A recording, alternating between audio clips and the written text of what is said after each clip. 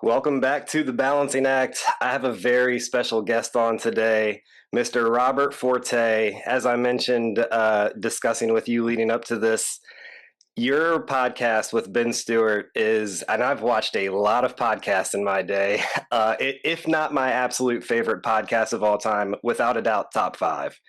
Um, your story is just one that needs to be told as somebody who really embodies this idea of the balancing act. Nuance is so key. And what we've been told about the kind of clownish Grateful Dead, Ken Kesey stories that were told in psychedelic culture, a lot of it is just spun. And your way of dissecting what happened, your study, when you go back to your educational background in terms of studying the relationship and the link between psychedelics and the origin of religion, the entire podcast from start to finish was just like a barn fire for me, and I was like, this is absolutely amazing. You guys were talking about doing a part two. It's been some years now. I haven't ever seen that part two, so I was like, once I got connected with Ryan and felt like I had an opportunity to talk to you, I was like, let me see what I can do and make this happen, because that was just so beautiful and so necessary for me personally. And I truly believe that anybody who's ever experimented with psychedelics needs to hear your story. So I'm gonna let you run with it. Wow. Well, thanks for reaching out. I appreciated your email. I have a lot of respect for Ryan and Ben. Those were two really good podcasts. We haven't done a part two yet, but my life changed a lot right after those they were in the same within a few months of each other. And then I came out to Greece to give a talk at a conference on the Eleusinian mysteries, which maybe we'll get to. And I met the most amazing woman and fell immediately in love. And now I'm Greek. I live here in Greece, and I make occasional trips back to the U.S., but I haven't really seen Ryan or Ben. And there's so much to talk about. And I'm enjoying more speaking with younger people, if you don't mind me calling you a younger person. And this is going to be sort of a dual interview, because I'm mostly curious about what people, the youngest generation that is becoming exposed to these substances, and what they think about them. I mean, for me, as you know a little bit, it's really been a lifetime inquiry from the time I was very young, a child, 10 years old, in 1967, when the psychedelics started flooding the country. And I was very fascinated by this, wow, a drug that could, change your consciousness, and it's causing all this hysteria. And, I was kind of frightened by them, but I was, watched what was happening. But it wasn't until my third year of college, when I had begun to become interested in meditation. And I wanted to know, how did ancient people figure out meditation and these complex metaphysical systems that came along with Hindu and Buddhist meditation. So I took a course in the history of religion when I was going to school in New York at Columbia. And it was that one day I learned so much just in that first class, that the professor told us about the Rig Veda, which is the oldest body of writings in Indian literature, religious literature, and he taught us that there was a Wall Street banker who had advanced the most accepted, though controversial, theory that the soma, the plant sacrament of the ancient Rig Veda, was a species of hallucinogenic mushroom. And oh man, that was like a light went off in my head, and it was like literally like a calling. I was just 21 or 2 years old, and I was, at that age where I'm wondering what I'm going to do. I was interested in the mind and in culture, and I was sort of bright, but I didn't know what direction I was going to go in. And when he said that linking the psychedelic mushrooms, which I had hitherto just considered be sort of trivial or reckless, or, I had no idea of the rich significance to them. And then I just said, man, I want to learn everything about that. And I left class that day. These are vivid memories. I left class and I went out to Strand's bookstore on Broadway, and I picked up a book, The Joyous Cosmology by Alan Watts, with a preface by Timothy Leary. And again, up till that point, Leary was just sort of a reckless guy who was fired from Harvard for inappropriate research, and he was a counterculture figure, but he was sort of, my first recollection was, you probably don't know this, but George Carlin once made a joke about Timothy Leary, and it kind of stuck with me that he was just, Leary of Leary.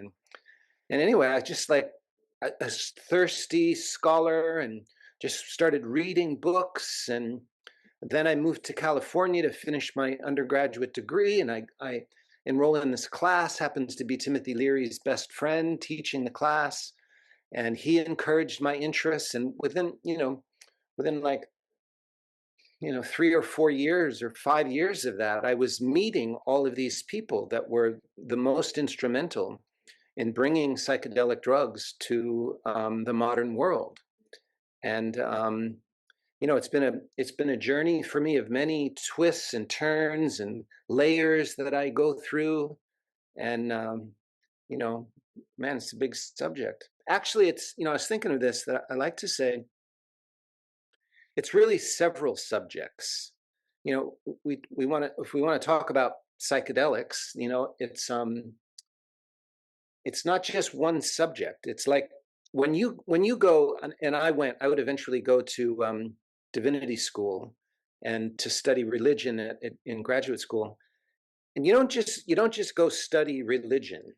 You pick a subject. You pick whether you're going to study phenomenology, religious phenomenology, and the experience, and try to get as close as you can to the religious experience and what are people feeling. But then there's the history of religion, which is a different subject. Yeah. Or there's sociology of religion, or there's religion in literature, and religion in politics. These are fields unto themselves. And now that psychedelics are becoming such a big thing, I think it's really important to kind of frame it that way and make these distinctions when we're talking about psychedelic, and what I'm kind of especially interested in these days, because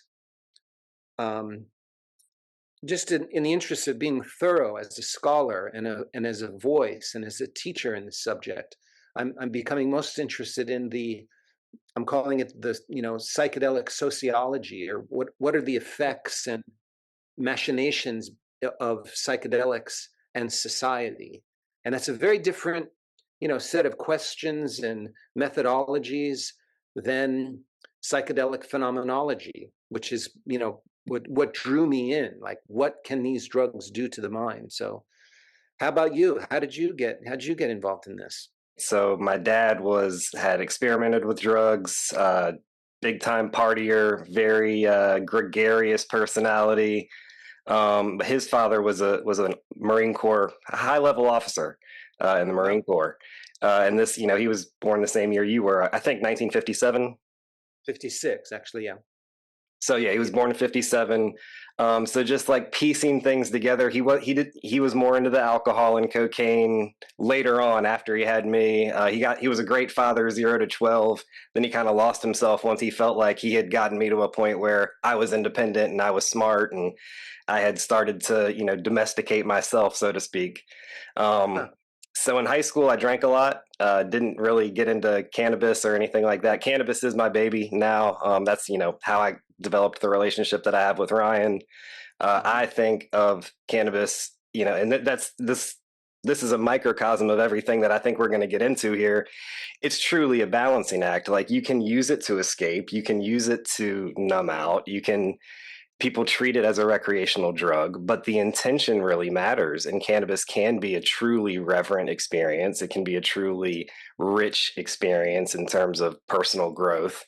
And so when I first used cannabis in college, it was genuinely a truth serum type of experience for me. It was, oh, I've been lied to about all of this. Shortly after that, I read a book called This Is Your Country on Drugs by a man named Ryan Grimm, who was a graduate of Harvard. And he talked a little bit about the, LSD 60s and 70s. And it was just it was a well-written book, a well-documented history. He didn't really give any slants either way. He was just trying to document facts. I should read that book again because I haven't really read it since. I haven't read it since I've become much more experienced with this lifestyle, so to speak. Um, but the next psychedelic that I tried was LSD. That completely opened my mind. But that one and MDMA are two of the most delicate ones for me in terms of proper usage, proper intention. Dosage is, I think, most crucial with them. Compared to like mushrooms or cannabis, for example. I think our society is so lost. That's why I'm partial to cannabis, because it has the widest margin of error. Even if you are reckless with it, the downside is mitigated much more so than if you're abusing something like MDMA or LSD or even mushrooms. So yeah, that's a little bit of my background there. But I'm Yeah, I'm I'm an open book if you have any other questions. well, that's very interesting. So, what year were you born? 89, the same year as the internet. 89. Okay, that's the same year as my son. Okay. So, where are you anyway? Where is 804 area code? Virginia, Central You're in Virginia. Virginia, Yep.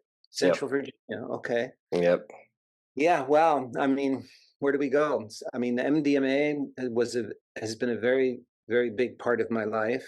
We can Cannabis. talk. I would like to talk about that. I am very partial to the MDMA experience. For me, that one is a true balancing act. I'm not even like, I love microdosing mushrooms. I think microdosing LSD is actually the way to do it. That one specifically, and that's just my opinion. With MDMA, it's like I don't really like the dose of too little or too much. Like for me, that 75 to 100 milligrams is just that's what I've dialed in as like the most beneficial and the most enriching and the least, feeling tired and drained on the backside of it. So anyhow, that's kind of how I see that drug, but I think you can kind of infer just from me approaching it like that, it really is a take it seriously. I mean, taking fun seriously, right? Like this life is supposed to be fun. We are supposed to be joyous, not happy in the sense of, oh, I just ate something sugary and now my body is happy, but like really having a default state of being like feeling joy for being alive. Anandamide, which is one of the parts of the autonomic nervous system that is released when you consume cannabis, is known as the bliss molecule. And I think there's the aspect of the drug experience, but then there's also the integration. Yeah, very, very fascinating to speak with you. MDMA, man, when I had my first MDMA experience in 1981, I was living at the Esalen Institute. I was working there. I was a resident and assistant of Stanislav Grof, whose Mhm. works you probably know. He was my kind of guru at the time. And I had MDMA was like nobody knew about it yet, right? And I took it with my partner at the time, and it was amazing, really amazing. So amazing that I told Stan, I said, wow, I had this MDMA and this was fantastic. And he said to me, well, if you want to know more about that one, you have to go talk with Alexander Shulgin. So as soon as I could, I left Big Sur and I went up to Berkeley where Sasha was just finishing a lecture and had his office hours, and I introduced myself as a student. I was would be going to graduate school in the next year, and I wanted to learn everything I could about psychedelic drugs. And I told him why I wanted to do that. That I, was sensitive to what what was happening in the world and the environmental crisis and the political, and that psychedelic drugs could be a very key factor if we could learn from the mistakes of the 60s and all that sensationalism and, and MDMA I thought was going to be the perfect new kind of intermediate psychedelic that didn't have the problems or the challenges of LSD. It was just like gently opened your heart. And he was fascinated, and he said, "How can I help you?" And I said, "Well, can I get some more from you?" He laughed. He laughed. He kind of ended every sentence with a laugh, really. And then I said, "Can I get some more from you?" And he said, "Oh no, I couldn't do that." But then he leaned a little closer and he said, "But I can teach you how to make it." And so I returned not long after that with a couple of PhD chemists who had access to a lab up at the University of California, the Santa Cruz campus. And we made about a $500 investment, and we were able to produce a kilogram of MDMA. Very, very, very inexpensive to make at that time. It's totally legal. At that time, the precursors were also legal and pretty accessible.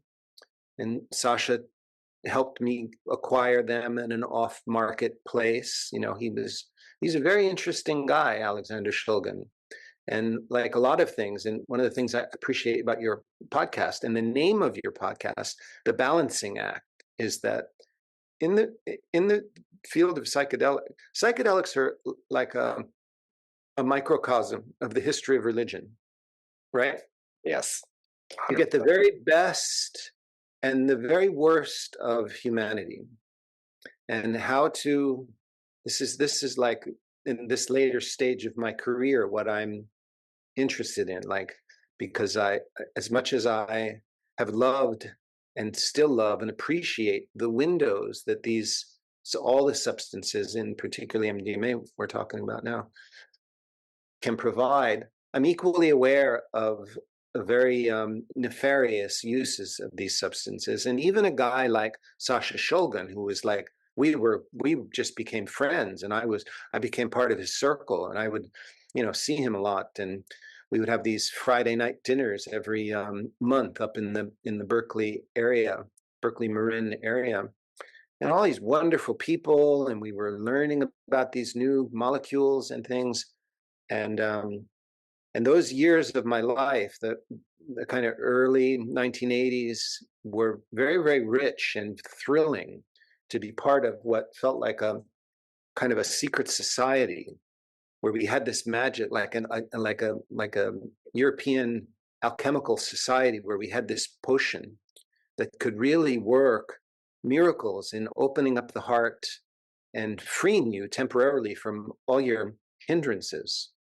One of my teachers and therapist said it induces a transient sanity, which I thought was really kind of beautiful. And then what happens when you come down is up to you and many other factors, but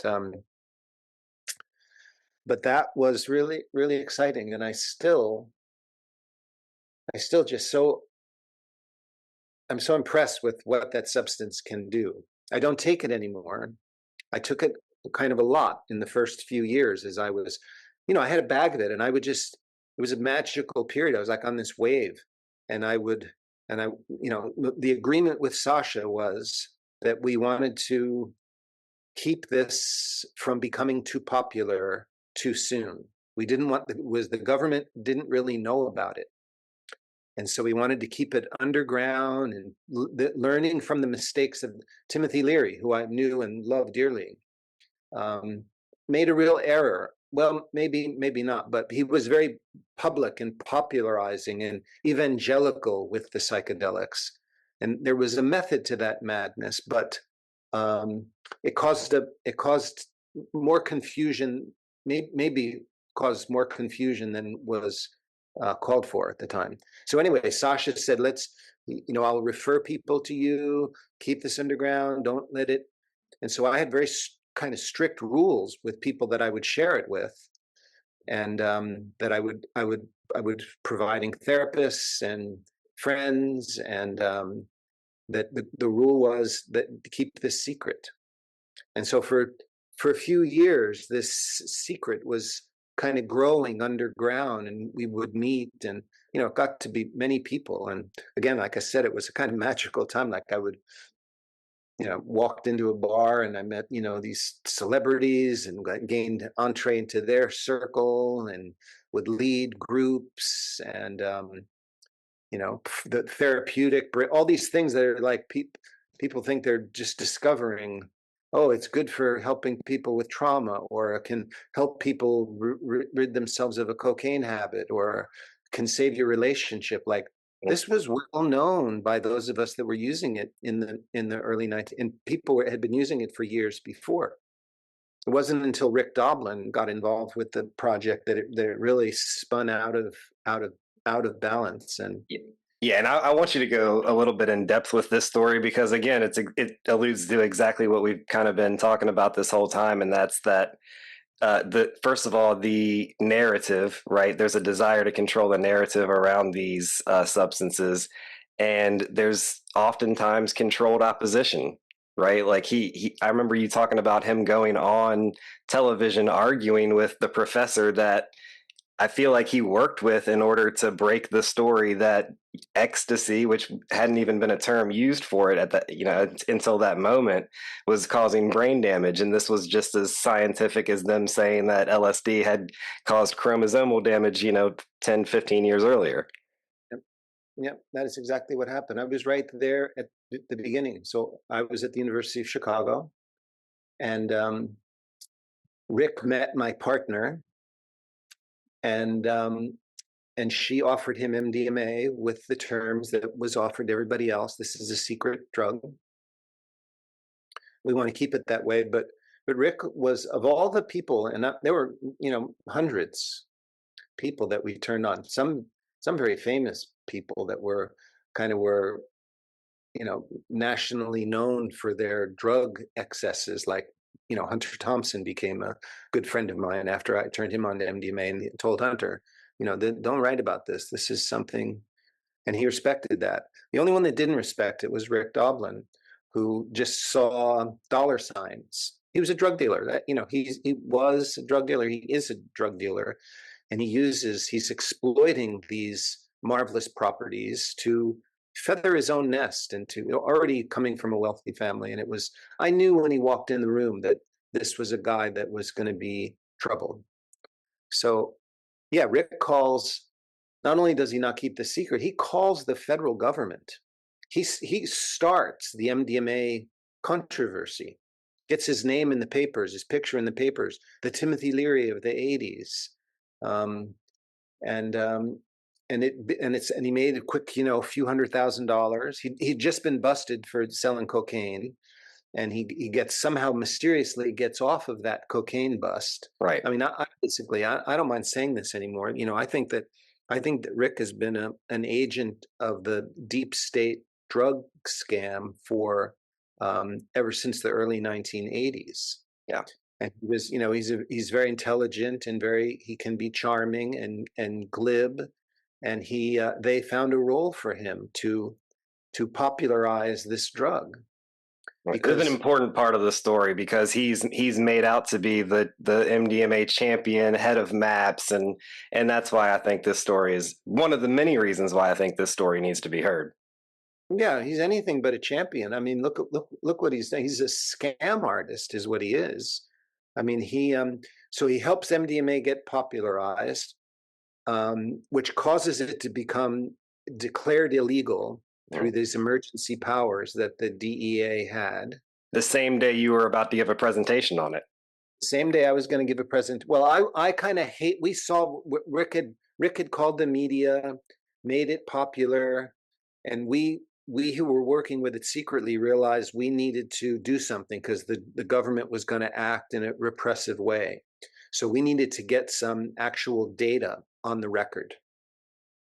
So I went back to the medical school at the University of Chicago and said, can we do some studies here? Here's my anecdotal evidence. I had, a couple of hundred of reports, personal reports of these amazing things that would happen. As I said, drug addiction, trauma, relationships, just spiritual experiences, and there was fantastic. And the president, I was one of my consultants, not quite a mentor, was Daniel X. Friedman, who is one of the most important men in American psychiatry, like a Nobel Prize caliber scientist. He was president of the American Psychiatric Association and editor of the General Archives of Psychiatry. And he was very impressed with the possibility of this. And so he connected me with this guy, Charles Schuster. And I turned Schuster on and the guys in his lab. And that's one way to make best friends forever. And we were starting to plan studies to get it on, get certain things on the record and published as fast as we can. Toxicology, and none of that stuff had been done. Well, it had been done, many, many years ago. But to bring this drug and make it, we're trying to head off the DEA from declaring it a Schedule I drug, because it was, although it's very toxic in terms of compared to all of the other substances that I'm interested in anyway. All the other, you mentioned like, cannabis and LSD and psilocybin, and all of these are like completely non-toxic, right? You measure the toxicity of a drug by something that's called the LD50, which is the lethal dose that will kill 50% of the lab animals. And the LD50 for MDMA is only like 15 times the effective dose will kill a certain percentage of the lab animals that are given to. So, you can't kill lab animals with cannabis or LSD or mushrooms. It take like pounds and pounds. There's the LD50 hasn't even been established. It's so high. The psychedelic drugs, with a couple of exceptions, we'll call them the classic psychedelics. They're utterly non-toxic. Toxicity. So MDMA, in spite of its toxicity, is a substance that has very, very profound medical use, psychiatric use as an adjunct to spiritual practice, just as a recreational substance. And but the DEA just declared it Schedule I, even though it heard the arguments from a stellar group of psychiatrists that it shouldn't be Schedule I, that it should be Schedule III. And then this was the beginning of MAPS. And MAPS, I said he was a scam artist, and here's why. So what he did then was he said, I'm going to start a nonprofit, and I'm going to solve this problem that he caused. And he was able to persuade people that he was going to make this drug legal. And he solicited donations from the psychedelic world.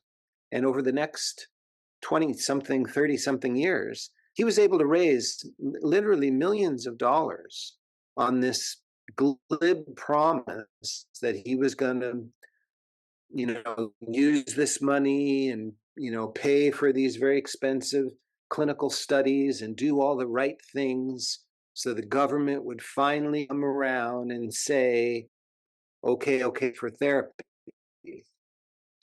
But what Rick did after using all this money and giving himself a very nice lifestyle, he gets close to the clinical trials, and then he switches.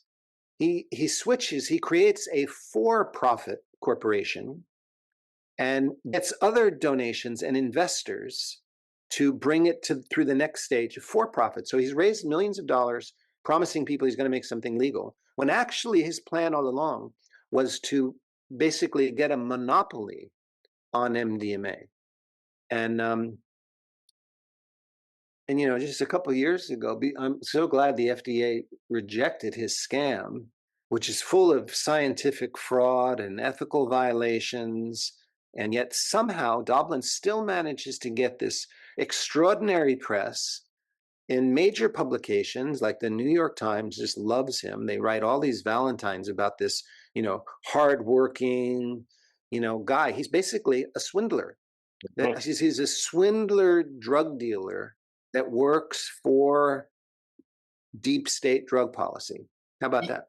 Yeah, well, didn't you mention the Hessig Foundation, and then there's a connection between the Hessig Foundation and a certain Middle Eastern country and their intelligence agency? Yeah. Well, I'm glad that you've done your homework and you're paying attention, because that's a detail. That's a very revealing detail that I noticed and I've spoken about, but I haven't heard anybody else speak about it. And to really grasp the relevance and the significance of that, you really have to take a step back and look at drug policy in the United States over the last 90 plus years. Yeah. I mean, people that don't know very much about this, and they think that, the government doesn't want people to take psychedelic drugs, so they made them illegal. The kind of common narrative. Mm-hmm. The government doesn't want people to take psychedelic drugs because they make them question the government, or turn them into revolutionaries or something, and so the government made them illegal. That's all about control. That's a false story. Yep. Governments do not make drugs illegal to stop people from using them. On the contrary, when a government makes a drug like heroin or cocaine or cannabis or MDMA or LSD illegal, they're doing so because it prevents legitimate, responsible scientists from really discovering the value of these substances, and it encourages the use in the underground, and the markets for these drugs are controlled by criminal elements that are beholden to the government. 100%. That's what happens. And so that's, I catch a lot of flack from my colleagues and my friends in the psychedelic world because they don't like to hear that their beloved psychedelic drugs are actually they are being used as weapons, and they're very effective weapons. That's not to abnegate that they're also amazing substances, but to try to, again, balance, look at these two things. And right. Yeah. No, absolutely. I mean, for me, if you're denying that darker truth, you're also preventing yourself from having the richest possible experience as well, in that psychedelic state. Yes, that's right.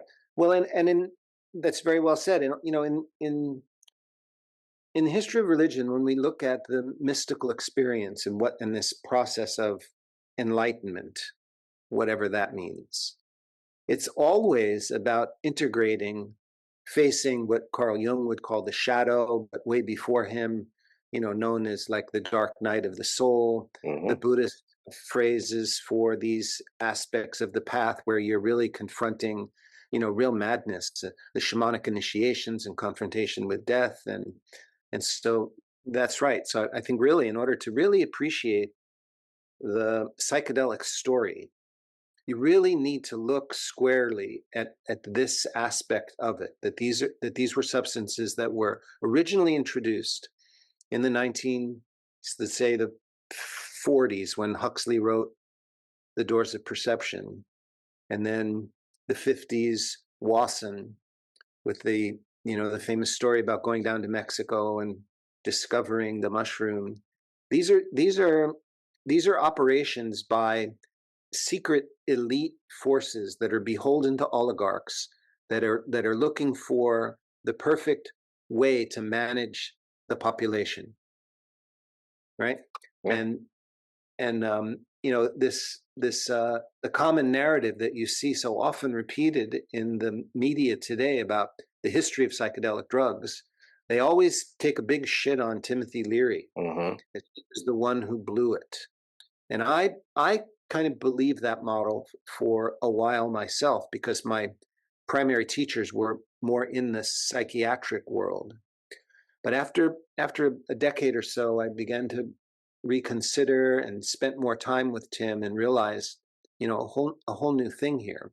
That, when I first got into this subject, I was interested in the healing effects and the mystical effects and ways that we could, hopefully use these experiences in key individuals for inventions and policy change. And that was where I was going. And then I realized, and it was very disappointing, heartbreaking, really, still challenging to, face the fact that these substances were originally deployed as weapons. Mm-hmm. And how do we turn that around, or how do we at least teach discernment so that people know, know where to get them and to use them in a more effective way. Yeah, I've got a quick personal story that maps onto what we're talking about. I spent a little over 3 years working for a dispensary. And this whole legalization of cannabis, the reason this is happening is because they have found more control mechanisms, right? And the way that it's grown, they're taking the spirit out of it. These are plants, these are living beings. They're being put in a warehouse, grown by people getting paid minimum wage who have no emotional investment. The plants are sad. They're not getting any real soil. It's just nutrient soup. The whole operation is just another, they when you first get hired, they market themselves as these, they're part of the culture and they're changing things for the better. It's just corporate culture mapped onto something beautiful, which makes it even worse to me, because you're sucking the soul out of something that is so beautiful, and it's our connection to the earth, and which is why I am such a proponent of growing your own. Are your choices rooted in purpose, or are you running on autopilot? Modern science has proven mindset directly affects physical health. The story you're telling yourself right now is literally wiring your nervous system. At Canna Clarity, I use reverent cannabis guidance to amplify your awareness and dissolve the limiting agreements hiding deep in your subconscious programming. Rewrite your story, rewire your biology. Book your free call today at canna-clarity.com. And well, literally, that's part of what my profession now is, helping people set up their own home grow. I'm even a proponent of outdoor grow. I'm very crunchy in that way, where it's like plants need sunshine. I mean, it should be logical. So anyways, I say all of that because that same phenomenon seems to map onto all of these psychedelic drugs, where it's like the more control they have over the distribution, the more popularized you'll see it become. Yep, the more profane, the profanation and commodification of these substances, which have very profound sacramental and healing values, is really sad, a kind of inevitable. It's happened before. I mean, look at Tobacco. alcohol, tobacco, right? And again, Doblin's one of the main characters there. And I'm with you on the cannabis. I mean, some of my happiest years so far were I was a cannabis farmer in the Santa Cruz Mountains, in Santa Cruz Mountains, and my friends were some of the real instigators of the first called medical marijuana laws, but then it steamrolled into what they called legalization, but was not legalization at all. It was it's like within this structure of the Controlled Substance Act, which is a completely fraudulent, un-American piece of legislation, and that all these people that get in there, the influencers, the psychedelic influencers, they all kind of advocate the getting permission from the government. Like, well, fuck that. No, you don't need permission from the government. There's this document, the U.S. Constitution and the Bill of Rights, and the United States was based on this concept of religious freedom, and that that governments and Congress can impose no rules on a person's, personal quest for their own religious experience, and that Yeah, and I want to, because I remember you mentioned this point actually on the Ben Stewart podcast, where I don't know if it was the first iteration of the Controlled Substances Act, maybe it was, but the Native American Church is allowed to partake in peyote sacrament, and then when certain Caucasian white groups tried to make the case that there actually is a history of psychedelic use among Caucasian tribes, they basically just shut it down and said no, there's no documented evidence. When now that we're the immortality key, the Eleusinian mysteries that you mentioned earlier, like there's pretty much rock solid evidence that there is psychedelic use in almost every indigenous culture across the planet. Yeah, let's talk about that a little bit, because that's had a very big impact on my life. Because I went to divinity school. I was looking to carve out an exemption for psychedelics, Hmm.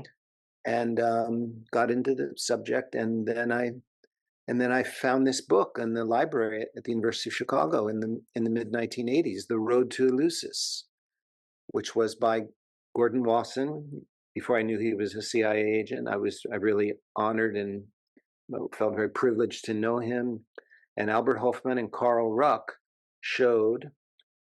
presented a very good argument that the ancient Greek Eleusinian mysteries had a psychedelic component to it. We didn't use the word psychedelic because we were trying to distinguish what was happening now from what happened in the 60s. So we made up a new word, entheogen. So the book presented a very good argument that there was an entheogenic component of these Eleusinian mysteries. And the Eleusinian mysteries were a very big deal in history for, like 1500 or 2000 years. I'm pausing because I've just recently learned a whole lot more about this.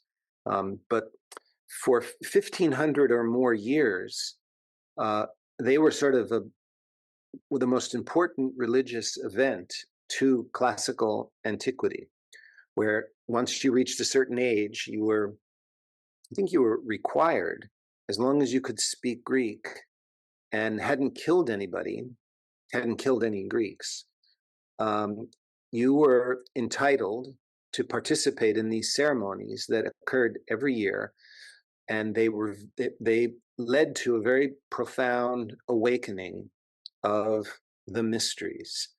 And there was a very strict rule against saying anything about it. But still, we know a little bit by references, and people that were there said this was the most important experience of their lives. These innumerable poetic utterances about how through these mysteries, we've become gentler and less barbaric and live life more joyfully, and die with better hope. And this was a very big deal. And so in the book, The Road to Eleusis, had appeared in 1978, but it went out of print. And because psychedelics had sort of peaked and were forgotten, nobody paid any attention to this book. And so I thought it was important enough that I got the copyright from the Wasson estate and published a new edition to kind of counter the court's ruling that there was, psychedelics were just from traditional indigenous societies, no white Western, and so I did this, and then that was one of the things that inspired Brian Murarescu, who wrote The Immortality Key. That's a whole nother, to me, very fascinating story.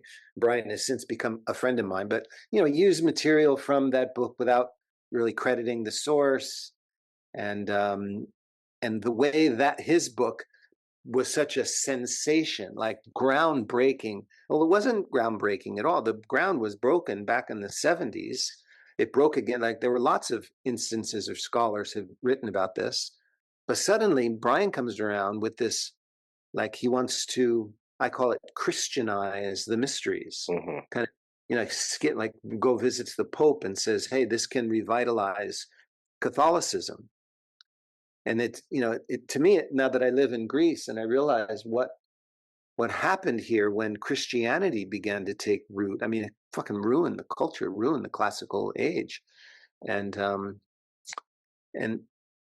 and then just to say a little bit more about the mysteries, actually the company that it's come out in 2 new editions, and the company that published the last one, North Atlantic Books, reached out to me last week to ask me if I wanted to edit a new edition, and I do.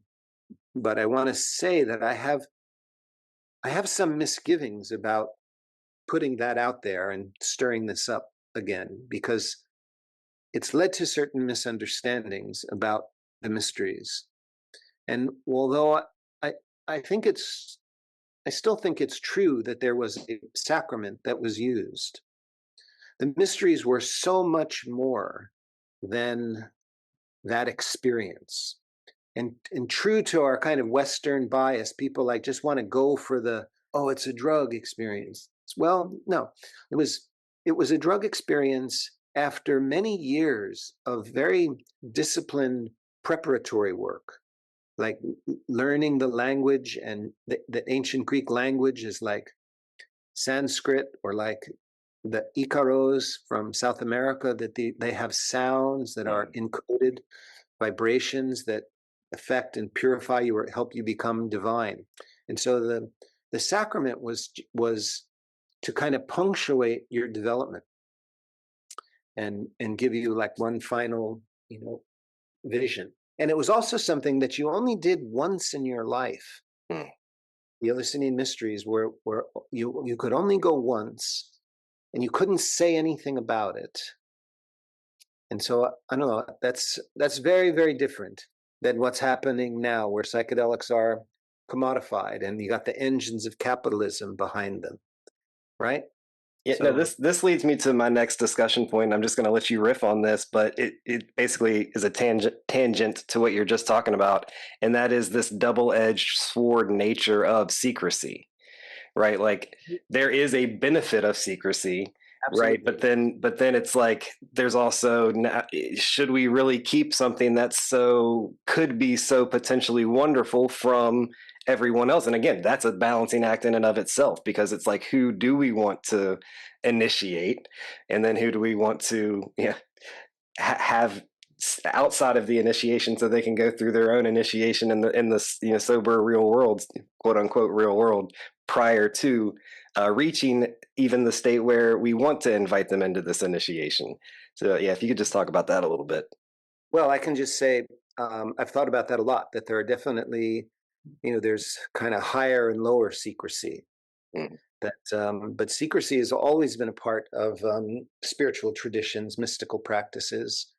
One good example is the Upanishads. Upanishads is a great body of mystical poetry and epic tales of from 800. When was the Upanishadic era? BC, something like 400 or 500 BC. And Upanishad, the word Upanishad, means to sit near. It means that you sit near your teacher, because what your teacher is going to impart is for you at that time, and only for you. And it's important to see spiritual awakening as a developmental process, and there are stages to it. And so, secrecy is very, very important. Again, it's ubiquitous. They're and then we knew from we were in the drug underground, it kind of adds to a climate of sacredness. And these are outside normal society. This is you're creating a sacred space. You're keeping this secret. You're not blabbing about it. You're not trying to make a bunch of money from it. You're not evangelical. I often will compare the psychedelic experience to sexuality. And our sexual relationships with our beloveds, they're secret. There are people that want to go marching and flaunt their sexuality, but most of us think that sexuality is private. And when you meet someone, you're kind of shy about what's happening, and that's what kind of adds to the depth of the experience. And psychedelics, they're best like that, I believe. And but then we have the profit seekers and the hungry ghosts, and then that sort of irony. We used to laugh about this when I was first really getting into it, that this was, let's treat these with secrecy and respect, knowing full well that it was a secret that we wanted everyone to know, kind of, but to keep it secret.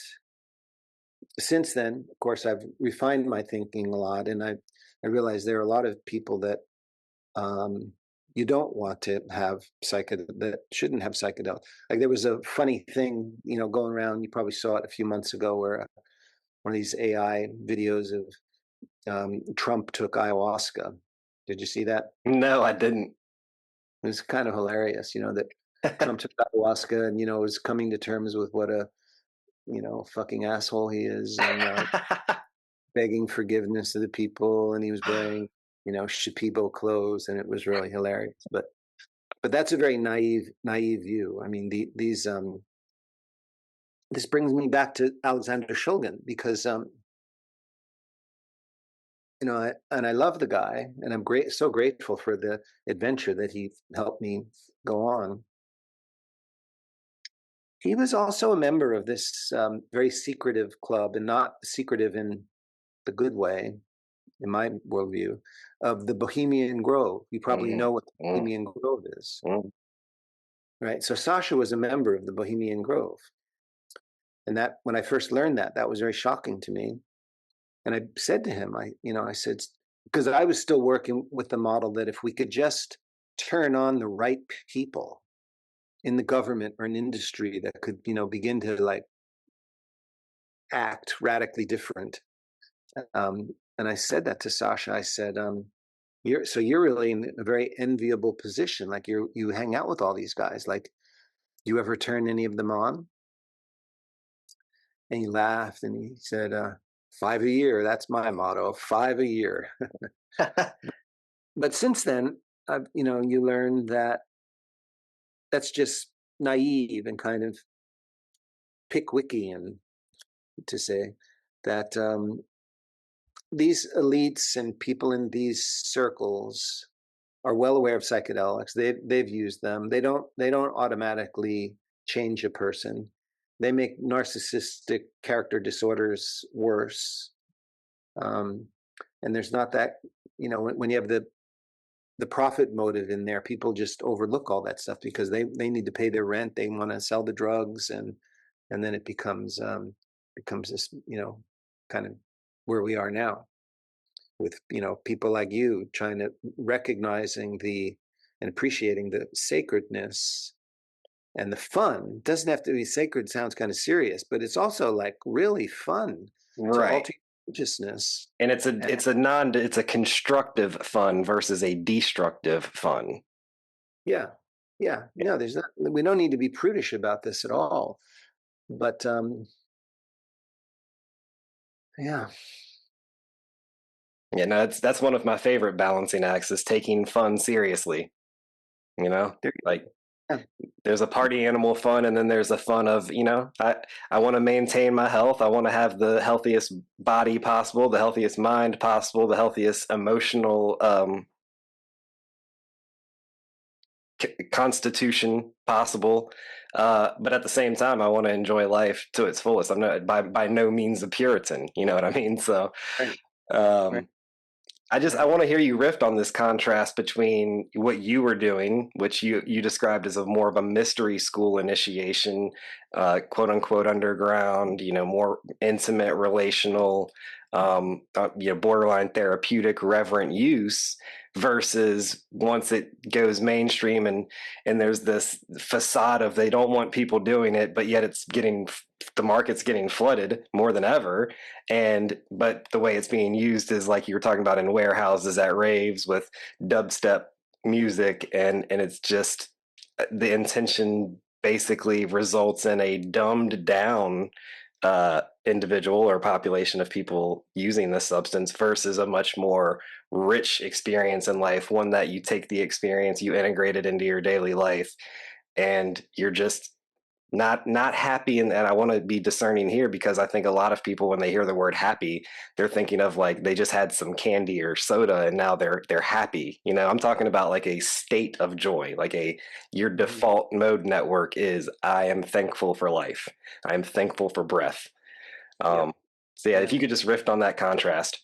Well, first, just that word happy, it's a really interesting one, because the root of the word happy is the same as the same root of the word holy and healthy and whole. And so, yeah, there's a trivial use of the word haha, but there's also a more significant and profound use of the word. So yeah, um, I was I couldn't believe it that it happened so quick.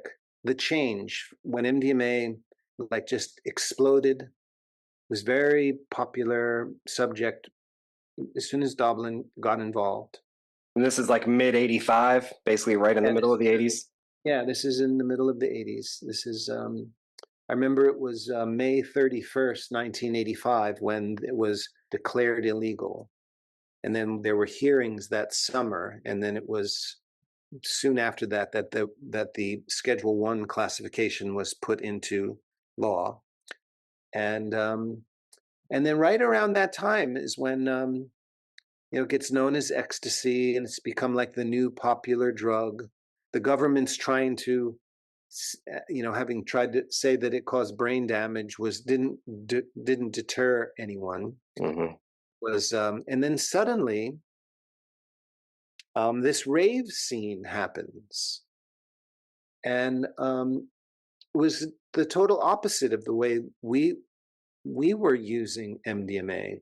We were using it with, candlelight and, small groups and intimate conversations and healing environment. And then suddenly the complete opposite happens, where it's like all over the world. And this is something that, someone that wants to understand the deep state drug policy could really look into. There have been some investigations, but all around the world, like large warehouses, abandoned warehouses, were picked up and turned into these dance halls with this kind of mind-numbing music playing. And when I issue this observation, I get a lot of people from that generation saying, "Oh, no, we were really, there were so many, dramatic and powerful breakthroughs." Okay, sure, that's fine. But what really happened is that MDMA spread all over the world. It was one of the most popular recreational drugs for a number of years. It was making billions and billions of dollars for the criminal syndicates, many of them linked with some of them with Israeli intelligence. And there's some really good articles available by a guy named Chris Ketchum, Ketchum, on ecstasy and Mossad. And he's still alive, because you know what they did to Gary Webb. I do know that he committed suicide with 2 bullet holes in the back of his head. Yeah, yeah. So I would like to. I don't think I'm going to do any more of this research, because I'm interested in other things. But MDMA was used at the Edgewood Arsenal. You probably know Edgewood Arsenal was the U.S. Army Division of Chemical Warfare, and they tested all kinds of drugs. They had scientists that came over in Operation Paperclip, so they were Nazi fascist scientists, and they were working with MK Ultra, and they were looking at drugs. And MDMA was one of the drugs that they looked at in the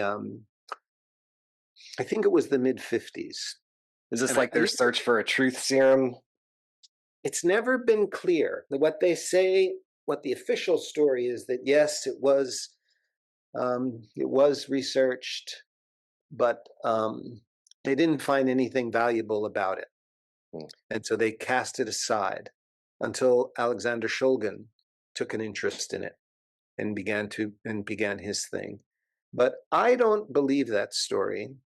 And I suspect, because of the way it was deployed in mass, we have to go back to Aldous Huxley's 1938 novel, Brave New World, which is a prediction or a blueprint, a working model for how the elites, he calls them the world controllers, can manage the population by a drug that. And if you go back and look at Brave New World and you look at the descriptions of Soma, it's like MDMA. Yes, indeed. You know, it's a substance that makes you feel like everything is okay, and you are just liberated from everything for whatever the 4 or 5 hours. And also in Huxley's Brave New World, people were encouraged to have a lot of sex. Right. Yep. Not form relationships, but have a lot of sexual experiences and just kind of, release all the tension from your body. But that tension is important for motivation for political change. And I think that they pulled MDMA out of the archive and thought, let's try this, because that period in the late 80s and 90s was then building up to a real quickening of global fascism. And then as this century began, of course, with 9/11, and people were just like, there was a kind of, like, I want to say people they didn't want to like really examine these major political events like the Kennedy assassinations or the Martin Luther King assassinations. They were being lulled into a world of everything is nice. And if you get into those conspiracies, there's something pathological about you. They've even got books and studies like, oh, conspiracy theorists have all these, mental illness and positive psychology. Why do you want to go into that stuff, Yep. And it's part of the mind control. And MDMA, and it's especially evident in, another subject that is kind of tricky to talk about, that I have very strong feelings about, which is the now becoming even more popular use of psychedelics to treat this PTSD, right? Post-traumatic, right? And this is right out of Huxley's playbook. You take someone who is really depressed or really angry, so angry that they can't function in society, and rather than do something about the situation that made them so angry, let's just give them a substance that makes them feel like everything is okay. Oh, those atrocities you committed, well, it's okay, And in my frame of reference, it's the people. They're doing it backwards. The psychedelic drugs and MDMA should be given to the people who design the wars. The people who aren't having it, these kids that are going over and enlisting and then are starting to freak out in these extreme numbers, like 30 a day kill themselves. These are human beings. They're being subjected to inhumane conditions. They're demonstrating a human response to atrocity. And it's the ones that are ordering them to do this that think like, oh, it's good for democracy or some total bullshit. Those are the ones that need the psychedelic drugs to wake up and understand what's going on. It's completely backwards.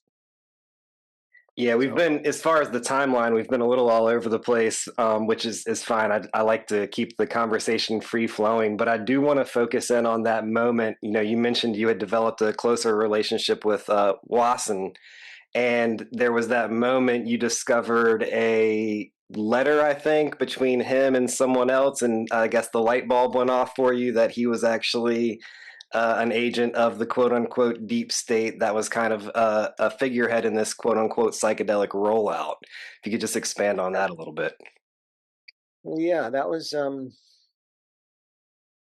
I was actually, so I wanted to do, this is 2002, and I had republished The Road to Eleusis, and I wanted to kind of support Wasson's perspective and emphasize the historical religious significance of psychedelics. Um, I visited him several times. His family, he died in 1986, but I did an interview with him that's published in my first book and available on my website. And the family knew me and respected me, and then I was given a small grant to begin make a documentary film about Wasson, which still hasn't been done. And I gained entree into his archives at Harvard University. And they treated me like a prince. I mean, they gave me a corner office in the Bay Area at Harvard, and a secretary who would go into the archive. They gave me a menu, and I was first there looking at just his mushroom research and how great all that was, and all this correspondence he had all over the world, and he was a very, thorough scholar. And then I just one day decided, I saw a file that just said correspondence or something off. And I said, bring me down. And so they brought me these trays of these letters. And then I found out, at that time I was under the impression, the common view, that Wasson was a banker. He was a vice president of JP Morgan Bank. Well, I thought, I was a dumb kid. Banker, that's someone that works with money and interest rates and currency, blah, blah, blah, and investments.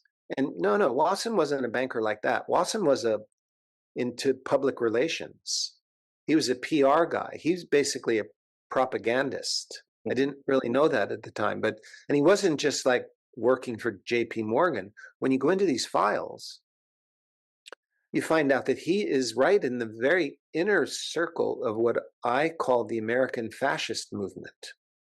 I mean, he was he was drinking buddies with Allen Dulles. I had already done a whole director of the CIA at the time, the guy that lit crack cocaine out into LA and all that, right? No, that was much later. The crack cocaine thing was in the 80s. Allen Dulles was in the 50s, and okay. He was the first director of the CIA, I think. But before that, he was an investment banker or an attorney. But he was basically working with and for the Third Reich during World War II. That's right. He became the director of the CIA, and then he pissed off John Kennedy by lying to him about the Bay of Pigs, which was a major event. And so Kennedy fired him.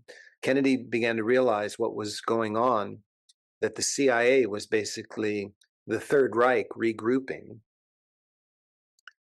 And so he fires Allen Dulles, says this famous remark that no one can actually find where and when he said it, but I love the remark that he was going to splinter the CIA into 1,000 pieces and scatter it to the winds. And then he's assassinated. And Allen Dulles is put in charge of the investigation. He's pretty much running the Warren Commission. And so this is one of Wasson's pals, among others. And so and it's funny because when I was doing this at Harvard, I was a guest at Rick Doblin's house. I slept in his attic during this time. He would probably still invite me to stay over. He's that kind of guy, But I realized Wasson wasn't just a banker. He was into another, and Morgan was not really just a bank. It was a political force, for looking for, global expansion and allied supporting military coups and, resources control and all that stuff. And Wasson's job was to help with PR, to kind of soften the blow. And that began a whole new shift for me. And then I learned other things about that, the very famous story where he goes down to Mexico. It's a very charming, romantic story about how his career in mushrooms began with a fight with his wife on their honeymoon, and he thought they were terrible, and she loved them, and they were curious about why they had such different views, and so they decided to make mushrooms their hobby, and eventually would lead to them discovering a mushroom ceremony still happening in the highlands of southern Mexico.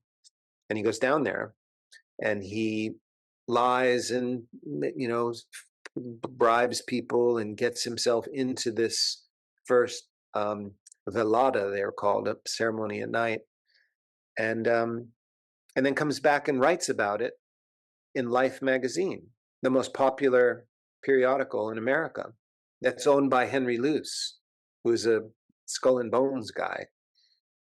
And that's what many people say really kicked off the psychedelic age, this article. Yeah, Maria Sabina. Yeah, Maria Sabina. And I asked Wasson about this. Have you read the interview that I did with him? It's a very good piece. In my first book, Entheogens and the Future of Religion.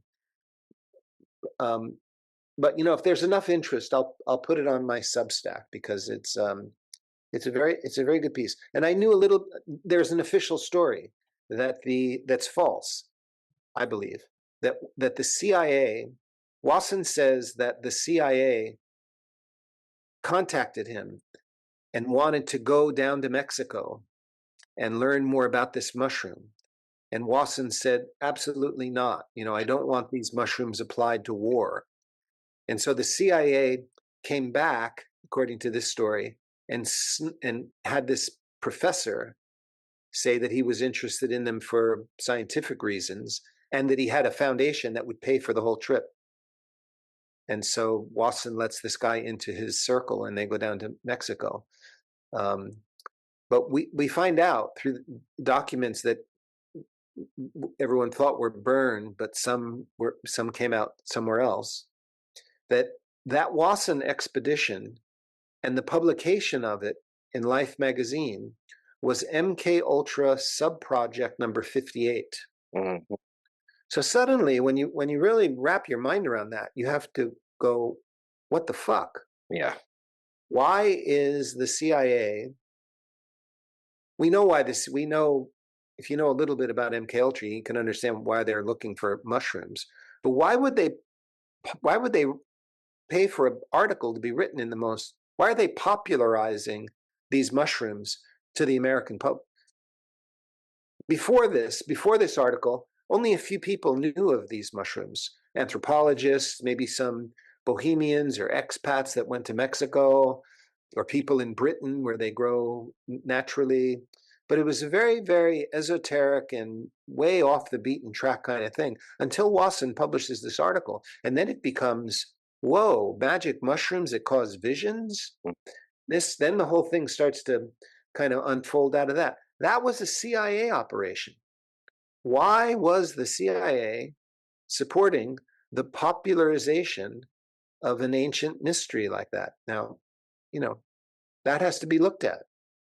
What would you, obviously, on the condition that you're just speculating, what would your speculation be? Because for me, I can kind of infer why they would want a synthetic, something that people can easily take too much of, or and it's newer, it doesn't have that connection to the earth. I can see why they would push some, LSD or MDMA. Mushrooms, it seems harder for me to try to figure out why, because it just seems so much more wholesome. True. But look at what's happening. Another thing, when you study secret societies, you learn that they think generations ahead. True. Right? And so look what's happening. We talked about this word happy. There's a higher and a lower happy. Mm. The lower happy, like, haha, those people don't investigate. They don't really change. They're happy. They don't care. They're not gonna try to do anything difficult like registering voters, or they just want to have their hit. They want to have their soma. So I think what Wasson is doing at this, my speculation is that it's the beginning of the Brave New World project. Wasson and Okay. Huxley have already been corresponding. They're looking to the future. This super rich, and they want to continue to control all the wealth. What are we going to do with all these people that are going to be pissed off? Well, let's just throw fairy dust in their eyes. Yes, I remember you even talking about how like these videos that you'll see of these British soldiers stumbling around on LSD, and Yeah, then the narrative is spun in such a way that, well, that's anti-war because they can't even fight, but it's like, no, the real anti-war are the people that were able to organize and to have a strong enough organization to actually be able to go up against these military factions that want to go to war. Now, if you yeah, can break them up, if you can break those organizations up by having everybody just loosey goosey, right. like you're talking about on Soma, then you've really dissolved the anti-war effort. That's what's happened. You see it very clearly in the history of the U.S. anti-war. They try to advertise psychedelics like they're going to make you more anti-authoritarian. They were the fuel of the 60s that launched the anti-war movement. That's not true at all. The anti-war movement was underway in the late 50s and the civil rights movement and the free speech movement and the feminist movement. These were becoming significant counter movements to the military industrial complex that Eisenhower warned about. The patriarchal menace that's really got us by the short hairs now. And then they suddenly were flooded with psychedelics. And the anti-war movement went from trying to register voters and doing kind of grown-up things to help change society to the Weather Underground, which was a radical spin-off of the Students for the Democratic SDS, Students of Democratic Society. That was a CIA infiltration of the anti-war movement. Sex, drugs, and rock and roll went from registering voters to let's. I'm sorry about that, Robert. I don't know. It could have been me. So you were on the regardless of whether it's cannabis or MDMA or LSD, the Soma experience of sedating the population basically to not organize anti-war efforts. Yep. Herbert Marcuse, a very interesting philosopher to read, had this phrase. He called it repressive desublimation. Think about that for a second. So when you like societies go through social change when enough people are demanding change. They're unhappy. The peasants get the pitchforks and they go. So this is the way you let them eat mushrooms, instead of Pacify them. Pacify them. This promotion of psychedelics as a way to treat depression. It's not really treating depression. I mean, if you look at a lot of this research, depression is another one of these clinical categories that is way overused, and that it's really, to a very large extent, a socioeconomic condition. People are depressed because their lives are hopeless, because there's no, they're depressed because of the social injustices and economic injustices, and you got to find a cheap and easy way to make them happy just walking around. And that's kind of how psilocybin is being repurposed here. And again, the same kind of with MDMA. It's in, and even cannabis. And I feel I'm a great lover of cannabis. I've used it a lot in my life. I've probably abused it from time to time, but I use it to just sort of tune out of all this social and political stuff I take on. But yeah, that's what there's a really great book by, you ought to have him on your show, John Potash. Wrote a really great book, the Drugs as Weapons Against Us, which goes into this is not a new thing. Drugs have been used to control populations for a long time. Of course, the very famous opium wars, but even further. There's an interesting book called something about grain throughout the Middle Ages. Mm.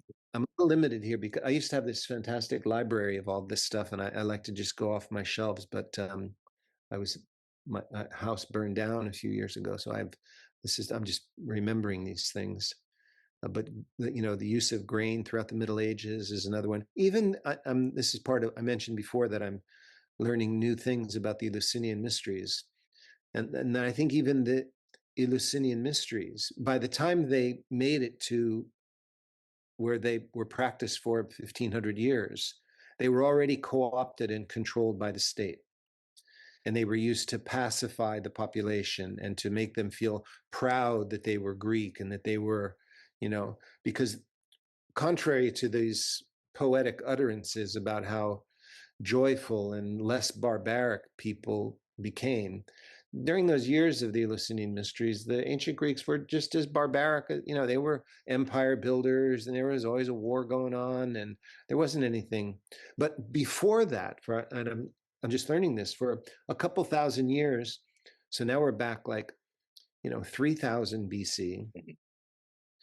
There were mystery cults scattered throughout Greece that were local and non-centralized, and mystery cults, agrarian mystery cults, and goddess worshiping cults, and then they became. I'm still learning about this, but my hypothesis and what's being confirmed by the other scholars, that they were co-opted and turned into this institution, sort of like Christianity, you can say. Yeah. You look at the history of Christianity. Just leave aside whether or not Jesus actually existed or not. Mm-hmm. The early Christians were a secret society. Yeah, mystery school. They were a mystery school. They were a secret society. And then they became kind of a threat to Rome. And Rome didn't really know. And so Rome made it, and as soon as Christianity became the state religion of Rome, blew up. Yeah. It became the most destructive force in the history of the world. Yeah. Council of Nicaea and Constantine. Yeah, that's a incredibly significant event in human, at least on this timeline in human history. Yeah.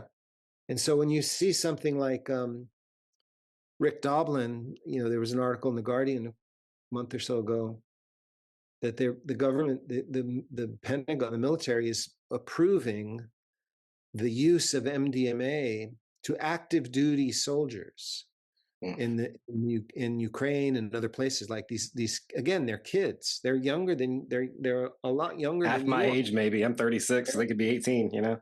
Right.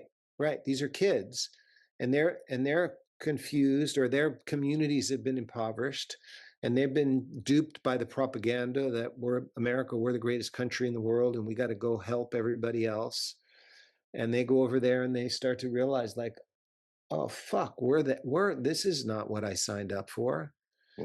And they start freaking out that they have their arm blown off, and they really, it's one of the most terrible conditions on the planet right now. Oh, just give them some MDMA and they can restore their pride and help them forgive their sins. And that's kind of what you look at the Christianity, these Christian soldiers, this righteousness that they go about conquering the new world, and those savages, and they're empowered, and the Crusades, the Inquisition. I mean, yeah, and all in the name of Christ. So it's a really interesting epic drama that we have decided to incarnate in. Yeah, look, I got to go. We got to continue this another time. Oh, all right, no worries.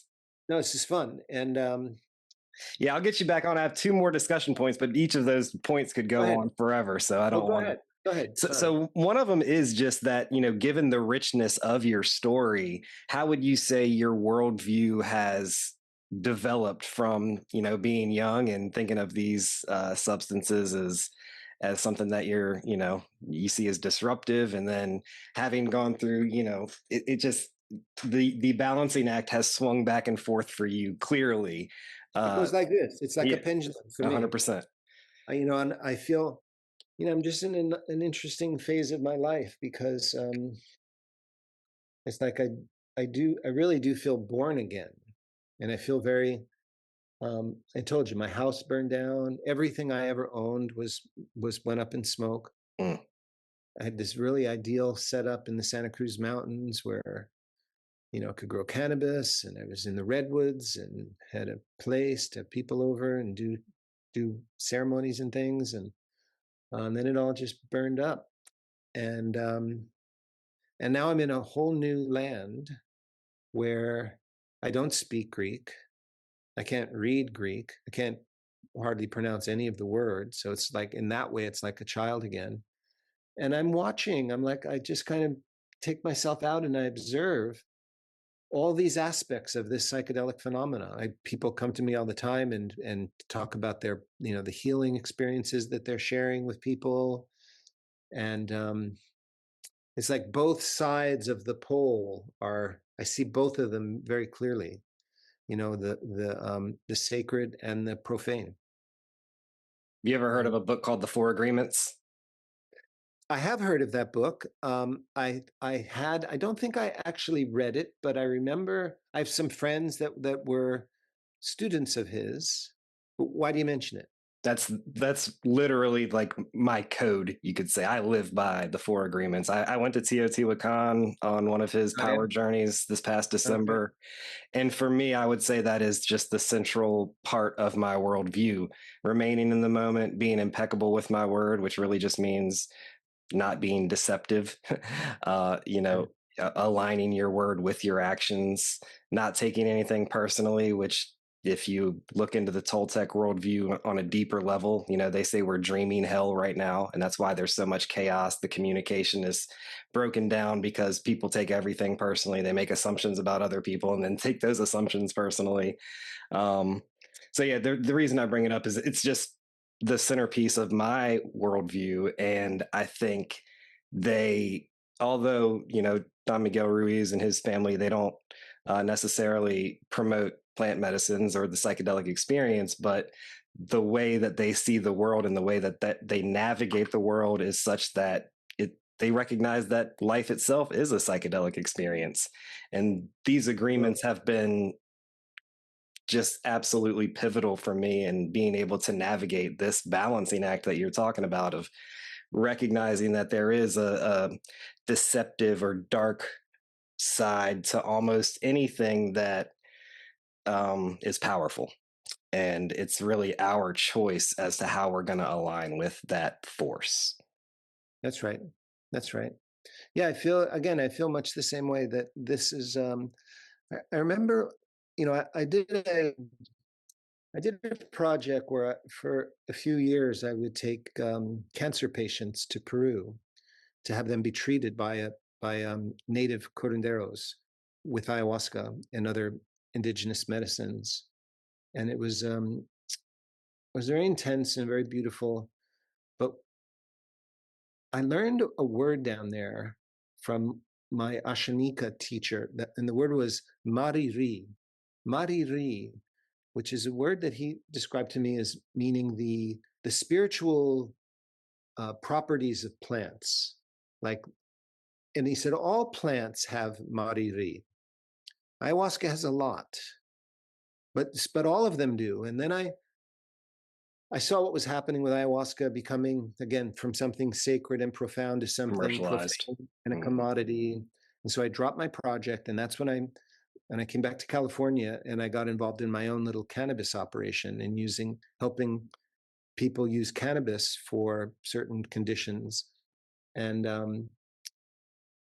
although I was using cannabis a lot, I stopped using anything else.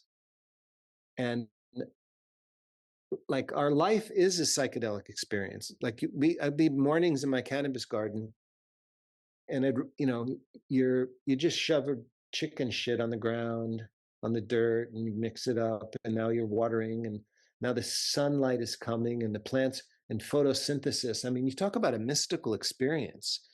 Take a deep breath and realize that the oxygen or the life force that you are inhaling is coming from the stars, from the sun and from the stars, through the intermediary of plants, and you're exhaling and feeding the. I mean, you want to have a unitive experience. You don't have to go very far to just realize that the mystery is all around, and then furthermore, it starts to seem really reckless to take these finely tuned nervous systems that we have and introduce some, MDMA, a foreign substance that was concocted in a lab in Germany, and mess with the delicate balance of our neurotransmitters and things. I live right on the Aegean Sea. And that's another one. If you've ever been to the Aegean, you know that it's really unique water. It's much saltier, much more buoyant, and very, very clear. And it's really like flying. I put on my goggles and I just float in the sea, and you're one with this vast body of water. And find the mystical experience, find the unitive, healing, mystical experiences that are naturally accessible to you.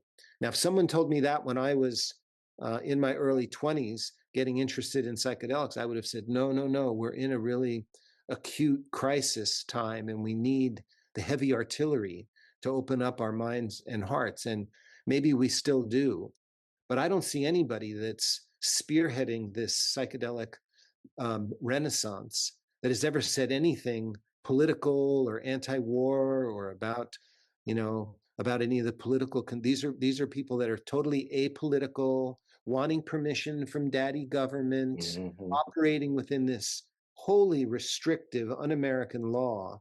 And I don't really see it. I want to, but I don't really yet.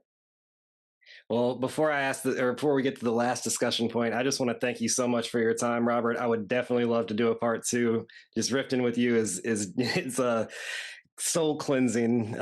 In my story, in my world, you are a wise elder. So just truly thank you from the bottom of my heart for the way that you attack truth ruthlessly and are just unafraid to explore the truth in all of its dimensions.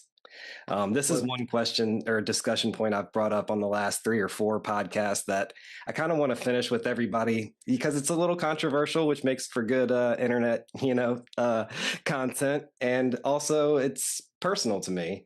And that is, what do you think about the naturalness of monogamy? Yeah, I saw that on your,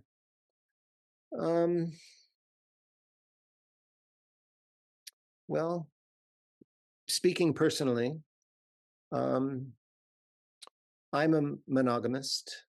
My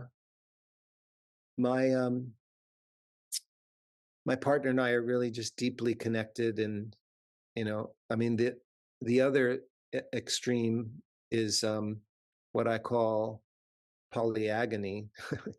And but you know who you should ask this question to? In fact, she's near you. Is I don't know. To me, sexual intimacy is the most profound and important thing in my life, and always has been.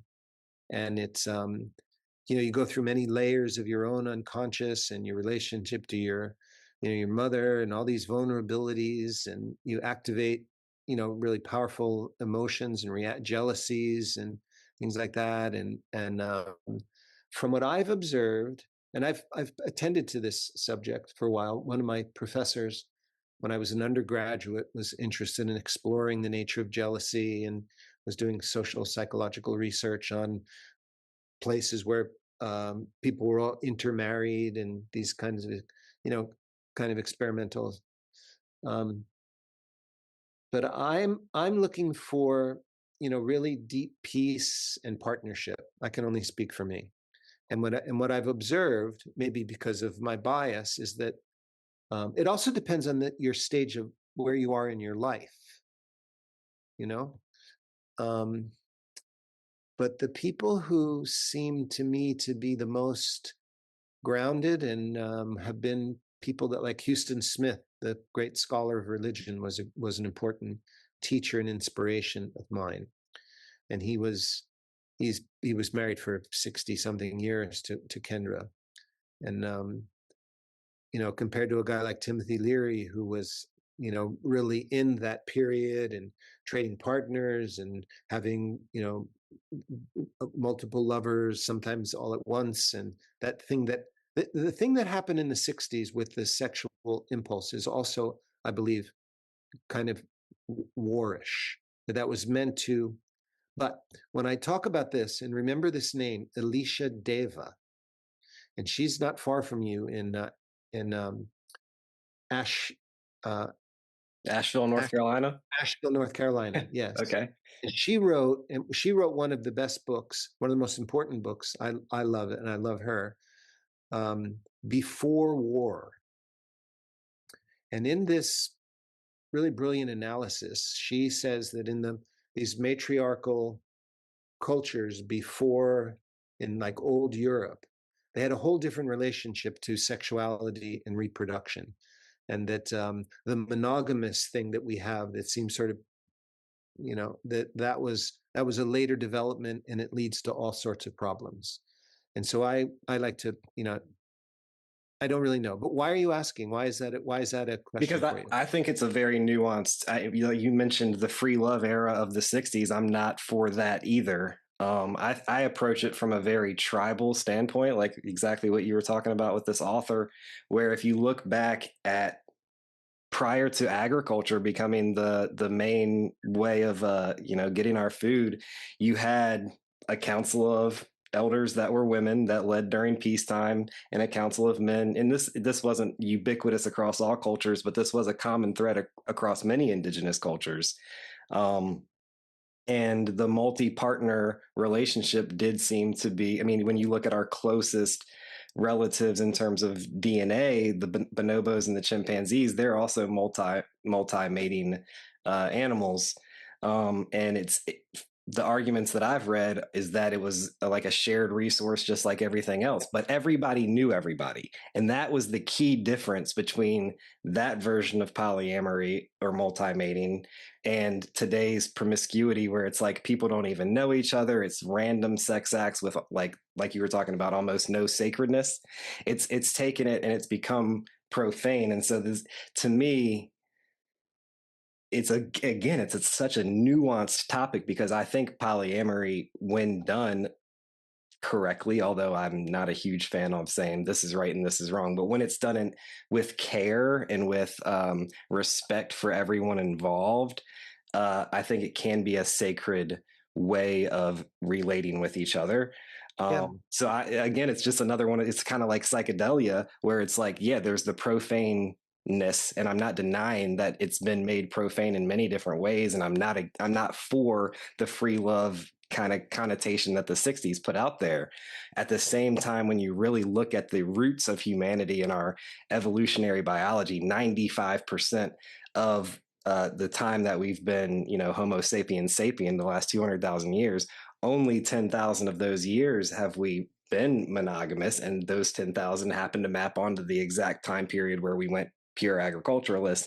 And it seems that there was a bunch of very different tribes in terms of the diverse lifestyles prior to this agricultural culture taking over the whole world. I honestly think that's what the fall is about, and that they've even flipped that story to try to make it sound like they're the good guys, but it's like Cain was the farmer, Abel was the nomad. You know what I'm saying? Yeah, you will like excuse me. You will like Alicia's book. You guys will get into that. It's reminding me of I was a graduate student of a very famous scholar of religion at the University of Chicago, and he was known for saying that he thought that sexuality was the last real vestige of the sacred in the modern world. And he was a historian of religion, Mircea Eliade, and he's the one that wrote The Sacred and the Profane. That's right. Yep. And I had to drop out of graduate school after a year because I was my love life was a mess. I was involved with one person, but wasn't the things that you go through when you're in your 20s, and I went in to say goodbye to Professor Eliade, and I said, I'm gonna have to leave. I'm gonna have to leave Chicago. And he said, but you haven't finished your degree. And I said, well, Professor, I can't really work on my studies right now when my love life is causing me so much torment. And then like 8 months or a year later, I came back and I went into his office, and the first thing he said was, "Oh, good, you've solved your problems with love." And I said, well, actually, Professor, I've just rearranged my priorities, that first I'm going to understand the mysteries of religion, and then I'm going to turn to the greater mystery of love. You got a kick out of that. So yeah. No, this so was I got people waiting. Yeah, man. I was just about to wrap it up right there. This was a wonderful conversation, man. Thank you so much. And I am going to reach out, not too soon, but give me a few months and I'll reach out to talk to you again, because I love talking to you. Well, I'll pay attention and look forward to seeing how people respond, and we'll keep it going. Thanks for reaching out. Thanks for reaching out. Have a wonderful day or night over there. It's still afternoon. Yeah. Gotcha. Okay. Bye, bro. Bye. I got that. Yeah, heard them call me conscious. I ain't think about it honestly. My thoughts too deep to process, so I do this all unconsciously. Finally feeling God bless. Got 'em woke up dropping prophecy. Don't take it out of context. Just before, I swear they always sleep. Now they catch the message, yeah. Bet that every song is deep. It's levels in each concept, but I conjure's never mono theme. I'm trying to lead this flock for the cause, not the following. People upon a partner, and I wonder why they drawn to me. Once upon a time, I thought to follow up a dream. Draw life about these lines, nothing twice about these schemes, and like thrice about these insights. What I write is like a blueprint for you to comprehend life. That's light, I reckon, make you shine. Never dim it down, even if you live surrounded where everybody vision clouded. Remember, staying down ain't quite as good as getting out. It said, remember, staying down ain't quite as, ay. If you believe, yeah. Many doubted it was hard for them to think. Somehow I'm finally getting out of that's it. Usually, yeah, they vision clouded, but as you can see by now, we finally getting out there, writing truth, spreading love. Tell me how you feel about it. Got this music from above, this how I know I'm getting out there, writing truth, spreading love. Tell me how you feel about it. Got this music from above, this how I